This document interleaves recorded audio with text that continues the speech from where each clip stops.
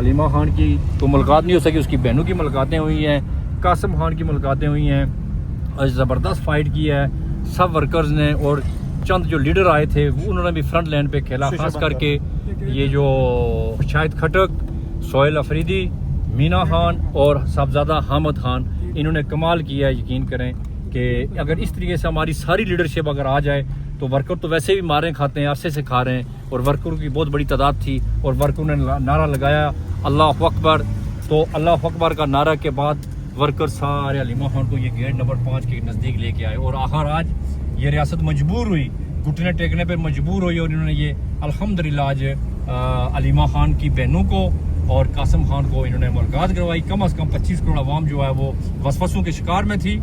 اس کی وجہ کہ 25 کروڑ عوام کو اس طریقے سے میری طرف کریں نا، اس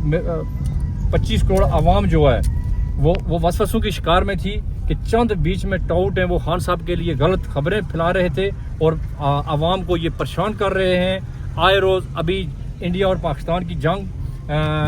دنیا یہ دیکھ رہی ہے، اور یہ عورتوں کے پیچھے یہ ریاست لگی ہوئی ہے، اور خان کے لیے ایسے چھوڑ رہے ہیں کہ آج وہ GHQ پہنچ گیا ہے، آج وہ فلاں جگہ پہنچ گیا ہے، آج وہ زخمی ہے۔ یقین کریں کہ ایسے نمک حرام میرے خیال میں پوری دنیا میں جھوٹے منافق لیڈر نہیں ہوں گے، جو اس پاکستان میں پتہ نہیں کہاں سے یہ شیطان پیدا ہو چکے ہیں، جو خواہ مخواہ عوام کو 24 گھنٹے ان کا وتیرہ بن چکا ہے کہ کسی نہ کسی